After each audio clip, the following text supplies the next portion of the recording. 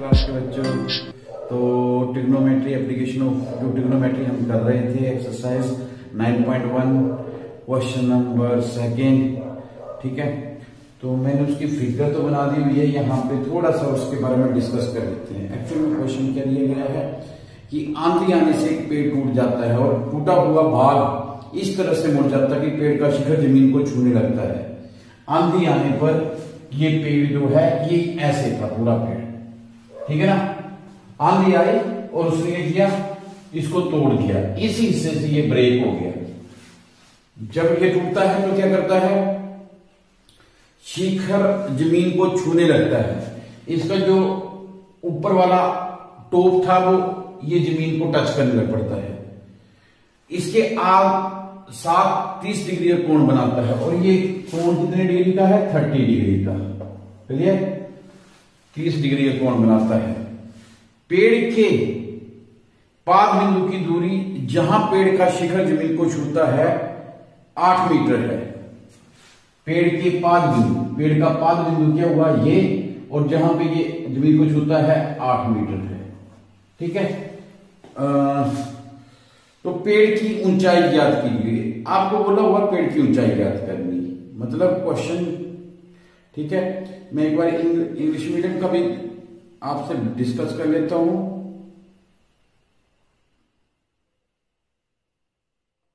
A tree breaks due to a storm and the broken part bends। मतलब कुल मिला के ऐसा बोला हुआ कि ये जो ट्री था ये पूरा ऐसे खड़ा था, स्टॉर्म आने पे क्या हुआ, तूफान आने के ऊपर, ये तो आंधी आने के ऊपर ये टूट जाता है। ठीक है ना, और इस पॉइंट से टूटता है और ये यहां पे जमीन के साथ ये। ठीक है ना, मैंने आपको इसकी फिगर को ऐसे बताता हूं। ये पूरा था पेड़ ऐसे, परंतु ये वाला हिस्सा इसका टूटता है और ऐसे ऐसे ऐसे ऐसे ऐसे ऐसे ऐसे ऐसे ठीक है जमीन की तरफ आता है और ये जमीन के साथ सट जाता है ये, और जमीन के साथ 30 डिग्री का कोण बनाता है, 30 डिग्री का एंगल बना देता है। बोलता find out the total height of the tree. Total नाम लिखा हो, find the height of the tree भी लिखा हो तब भी चलेगा। आपको JR निकालना है। ठीक है ना, मैंने ये पॉइंट इसलिए लिए, बच्चे बोलते थे कि सर बुक में हमारे ABC दिया है, सर ने हमें OMP करवाया है और फलान जगह पे ऐसा है, फलान जगह पे ऐसा है, तो मैंने इसीलिए इसका नाम ये लग रख दिया गुरुजी। ठीक है ना, JURJ। ठीक है ना, तो गुरुजी की एकेडमी से मैं विक्रांत चौहान आपसे आज का सेकंड क्वेश्चन करने जा रहे हैं। ठीक है, अगर आपको लगता है कि कोई प्रॉब्लम है तो आप साथ साथ में बताते जाइएगा। ओके, टिक लगाओ, कमेंट बॉक्स के थ्रू मेरे को बताइए। अच्छा, क्वेश्चन नंबर सेकंड। ठीक है ना, हम हमेशा यही करते हैं जैसा कि चित्र में दर्शाया गया है, as shown in figure, as shown. अब फिर हम लोग क्वेश्चन के ऊपर नहीं जाते हैं, जो फिगर में दिखाया गया बस उसी को आधार लेके चल पड़ते हैं। आधार मतलब बेस लेके उसी को हम लोग करने शुरू कर देते हैं। अब एज शोन इन फिगर क्या बताया हुआ है कि जो ट्री है, यानी अब जो चीज है UR is equal to how much, 8 metre. Clear, और we have to find out first of all हमें ये भी निकालना पड़ेगा। देखो आपके पास ट्री कैसा था, मैं फिर आपको एक बार डिस्कस करता हूं, पेन से लेके एक बार फिर डिस्कस करता हूं। ये ट्री यहां से लेके यहां तक पूरा था, यहां से टूटा तो इस हिस्सा, पहले ये हिस्सा निकालना पड़ेगा, फिर इस हिस्से में ये वाला हिस्सा ऐड करना पड़ेगा क्योंकि ये यहां पे था। तो सिंपल सी बात है आपके लिए। ठीक है, फिर मैं एक बार बता रहा हूं कि ये दो हिस्से हैं, एक ट्री का ये हिस्सा और ट्री का ये हिस्सा। यहां से टूटा, ये वैसे का वैसे ही ठूंठ बन के खड़ा है, और इसके साथ जहां से ये बैंड हुआ है ना, जैसे बांस के पौधे होते हैं वैसे एक्चुअल में, तो वो क्या करते हैं, एक जगह से टूट जाते हैं तो वो छोड़ते नहीं है, उनमें फ्लेक्सिबिलिटी इतनी होती है, तो वो जहां पे जमीन पे टच होते हैं, ये हिस्सा यहाँ पे टॉप जो है जमीन के साथ टच हो गया, परंतु यहां से टूटा नहीं है, ये फंसा हुआ है यहाँ पे। तो I have to find out. देखो आप इसको भी निकालो, इसको भी निकालो, ये और ये इक्वल है क्योंकि यही तो हिस्सा बैंड होकर इधर आया है, तो मैंने ये करना है, इस हिस्से में ये जोड़ देना है। तो we have to find out JR which is equal to JG। कुछ अलग जैसा लग रहा, नाम तो बदल सकते हो, मैंने इसीलिए इसका नाम अलग लिखा है, JG एंड GR। ठीक है ना, JG ये और GR ये। ओके, और एक और चीज दिया हुआ है, एंगल जी यू आर, गुरु जी का एंगल है G U R, which is equal to angle of 30 degree. Clear हो गया? इन राइट एंगल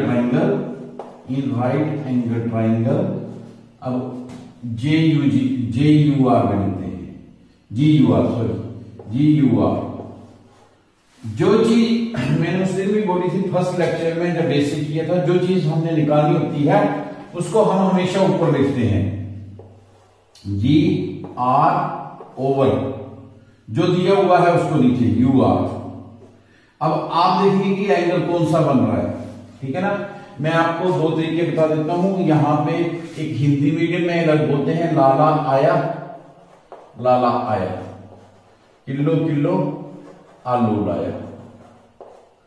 ये इतना ज्यादा पॉपुलर नहीं है, ये हमने अपनी कार्ड निकाली हुई है, आप लोग कर सकते हैं। तो आप लोगों ने क्या करना है, पंडित बद्री प्रसाद, अगर आपको याद होगा तो पंडित बद्री प्रसाद हर बोलते, वो वाला टॉपिक लेना है। तो क्या हुआ, मैंने तो इसी को लिया सोना चांदी तोले, ठीक है ना। अभी और इसको करना तो ये आ जाएगा पंडित बद्री प्रसाद हर बोले, सोना चांदी तोले। अच्छा जी, तो फिर क्या हुआ, जी आर ओवर यू आर, ठीक है ना। जी आर क्या है बेटा, जी आर आप देख रहे हैं आपके पास है परपेंडिकुलर और यू आर है बेस। ये परपेंडिकुलर है, ये बेस है, परपेंडिकुलर और बेस, tan ऑफ 30 डिग्री। अब यहां पे चलोगे तो यहां पे क्या है, ये है लंब बटा आधार tan ऑफ थीटा। ठीक है, जैसे मर्जी आपको अच्छा लगे कर सकते हो, ठीक है ना। मैंने आपको पहले बताया था इसमें क्या होता है, साइन थीटा। अगर तुम लोग हिंदी मीडियम में चलते हो तो ये क्या है, साइन थीटा। साइन थीटा का के बराबर होता है लंब बटा करण, कोस थीटा का के बराबर आधार बटा करण, और tan थीटा का के बराबर लंब बटा आधार। अभी ये बोल रहा है कि हमारे पास लंब बटा आधार आ गया। इसमें क्या करते हैं हम लोग, जो चीज वही बात, जो चीज दी हुई है उसको नीचे, और जो चीज निकालनी है, पहले मैं जी आर निकालता हूं, उसके बाद यू जी निकालेंगे हम, या जी यू निकालेंगे, one is the same thing. पहले आप इस साइड को निकालो, फिर इस साइड को निकालो, इस साइड में ये साइड ऐड कर दो, पूरे का पूरा जे आर आ जाएगा, ठीक है ना। तो ये चीज निकालनी है तो इसको ऊपर, ये चीज दी है इसको नीचे, तो इनके बीच में लंब बटा आधार tan ऑफ 30 डिग्री, ठीक है ना। tan 30 डिग्री की वैल्यू आ गई।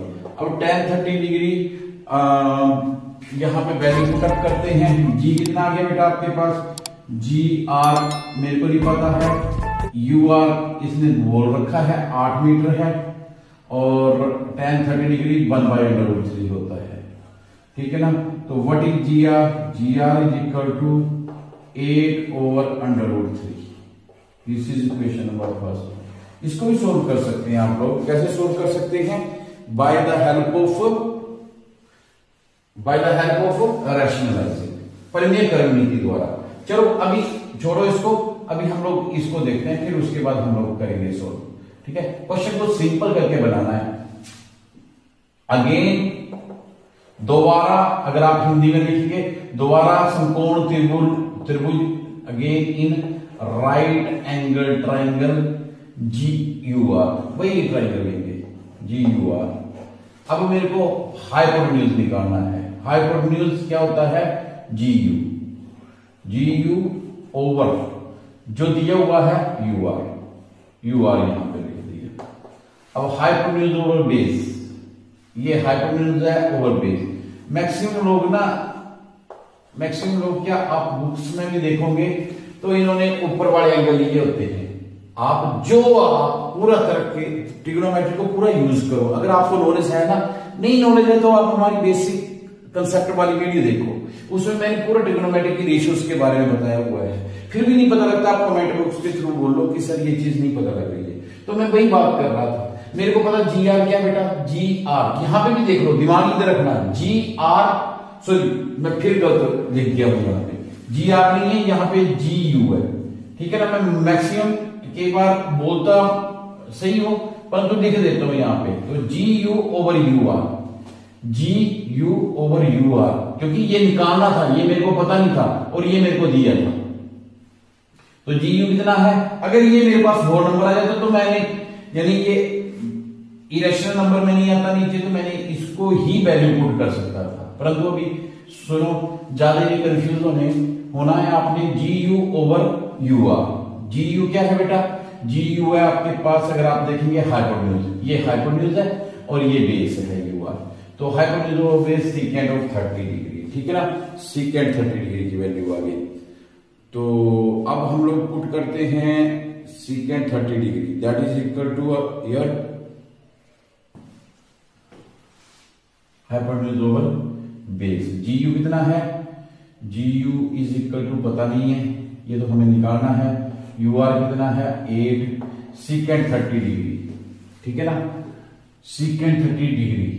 तो कोस 30 डिग्री की वैल्यू होती है √3/2, तो ये होती है 2/√3, ये वैल्यू आ गई, ठीक है ना, यानी कोस का उल्टी वैल्यू होती है। G U is equal to 8 × 16, ये क्रॉस मल्टीप्लाई कर दिया, 8 × 16 ओवर √3, ठीक है। तो दैट इज इक्वल टू आ गया आपके पास हाइपोटेन्यूज, हाइपोटेन्यूज आपके पास आ गया ये, ठीक है। Now he is saying that you have to find out what is the value of J R. ये भी आ गया आपके पास, ये भी आ गया आपके पास, इन दोनों को मैं जोड़ दूं तो वो जे आर आ जाएगा। अब देखो, पेड़ की ऊंचाई, पेड़ की ऊंचाई बराबर है, काय के बराबर है, J R, which is equal to, ये वाली इक्वेशन यूज कर लो, जे जी, जे जी कहां पे है, नहीं है जे जी, हाँ जे जी किसके बराबर आएगा, जी यू के बराबर। यहां पे आप जे जी और जे यू भी लिख सकते हैं, तो J G is equal to J U, G U क्या है, जी यू है 16√3 प्लस जी आर 8√3, एल्सियम लिया √3 आया, कॉमन लिया, कॉमन नहीं सॉरी, ये आ गया 6 + 8 सिंपल 24√3। इसको भी सोल्व करना चाहते हो कि कर लो सोल्व, रैशनलाइज कर दो, जो हम लोग डर रहे थे किस चीज के लिए, √3 और √3। Rationalise is the term which is used. एक बच्चे ने पूछा था, पालनपुर से था बच्चा, उसने पूछा था मेरे को, सर ये नहीं पता लगता कि रैशनलाइज किस लिए किया जाता है। तो बेटा rationalise is a tool which is used to determine the value of, not in denominator should not be in irrational number, जो आपका डिनोमिनेटर है वो इरेशनल में ना आए, यानी अंडर में ना आए, that should be a whole number, वो होल नंबर होना चाहिए। मैं एक बार हिंदी में बता देता हूं, पता क्या होता है, मैं आपसे बात करता हूं और कुछ मेरे हिंदी के स्टूडेंट्स भी हैं जो हिंदी मीडियम में पढ़ते हैं, गवर्नमेंट स्कूल के बच्चे भी हैं, तो वो बोलते हैं सर जब आप बहुत इंग्लिश फेंकते हो ना तो हमें इतना समझ नहीं आता है, तो मैं इसीलिए दोनों लैंग्वेज को यूज करता हूं, ठीक है ना।